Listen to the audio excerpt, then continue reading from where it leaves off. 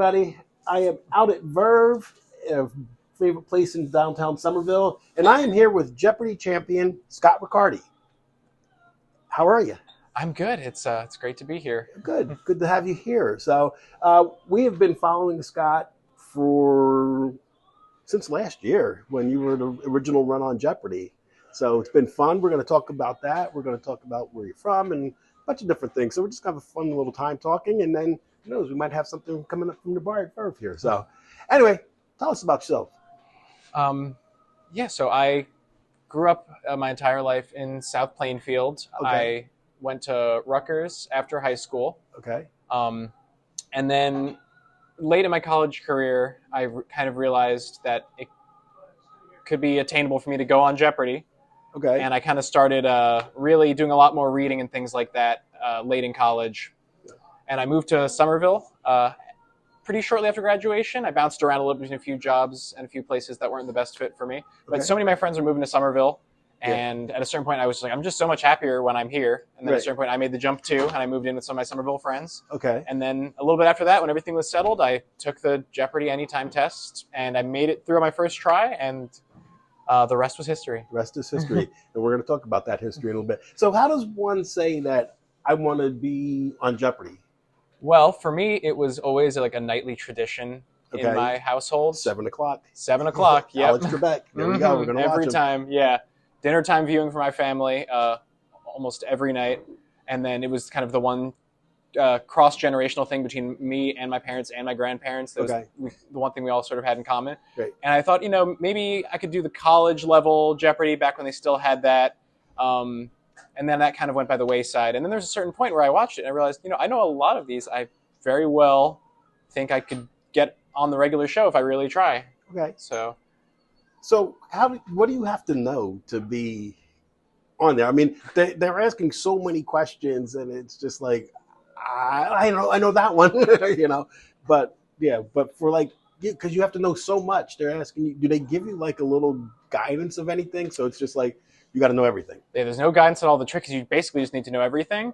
Really what it is there's just certain things that are more kind of in the Jeopardy canon where they have a way of showing up again and again and again. So a lot of really important literature and, certain types of music, playwrights, art, and things like that. And especially they get a little looser with it in the Jeopardy round. That's where they'll kind of pull out some of their more unconventional categories. But generally, when you get to the double Jeopardy round, it's going to be a lot of that really academic classic Jeopardy material. Okay. So, yeah, it's just watching it is just like amazing. And watching some of the questions. And when you had your first run, that was from when to when? That was like March, like a year ago now, right? That was pretty much the whole month of July. July, that was like the summer. Yeah, okay. It was super well timed because my very first game was day before 4th of July, so 3-day weekend.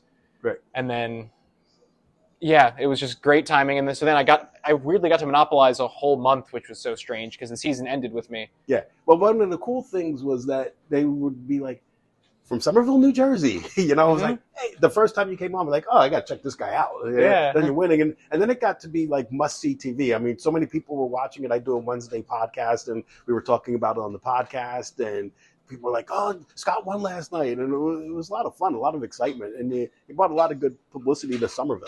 Yeah, it was really exciting. But I only regret that I couldn't, advertise both of the towns that I'm from in one. Yeah. But yeah, it was so great to really put this Somerville on the map. Versus Somerville, Massachusetts. Exactly. Like I was one of the only people in that taping who had to specify which Somerville I was from. Yeah. I was like, they'll know. We know. Yeah. Us from Jersey now. So when is that taped and when does it air? For me, it taped it was early May. Okay. So they had 2 whole months turnaround on that one. Mm-hmm. But for me, it was a real... it was a gauntlet because it was like the very end of the season, so they really were trying to pack in a ton of tapings. Right. So I taped on a Thursday my first 2 games, and then my last 15 games were next week, Tuesday, Wednesday, Thursday, all in a row. By the end, I was probably wiped out. Pretty worn down. I was actively getting sick on stage, I think, by the end of it, just coming down with something.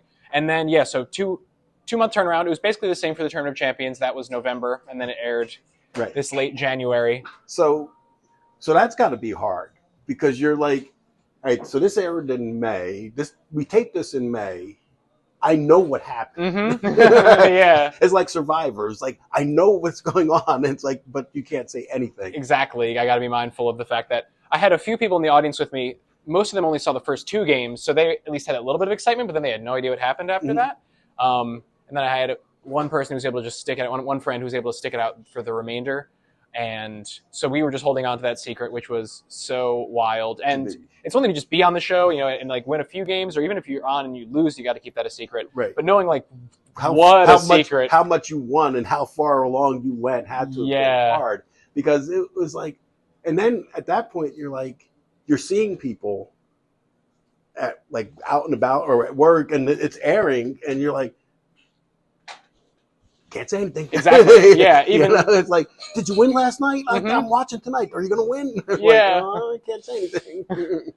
And then like I met some of the Tournament of Champions competitors. They taped in like the very first week of that next season, so they were just getting increasingly nervous watching this streak go on, like with this horrifying feeling that I might like still be there by the time that they showed up, that the production schedule would catch up with the airing schedule, and that didn't end up happening, which I'm sure was a load off of their back. Okay, but it was still a lot of fun though to watch, and I mean, we all know what happened in the Tournament of Champions. Paolo just got on a. When you get the double jeopardies like that, you can't. For those that don't know, he made it into the Tournament of Champions, which is like the best of the best, and he unfortunately the guy that won it all. He just every game he hit the double jeopardies. Yeah, jeopardies. Yeah, Paolo, he was an absolute steamroller up there, and things. It wasn't even just about like those daily doubles. Obviously, are what put it away from him, but I mean, just even mathematically, he was just so fast up there. Right. Like the game that he played was just so incredible. Yeah. And then he took those chances to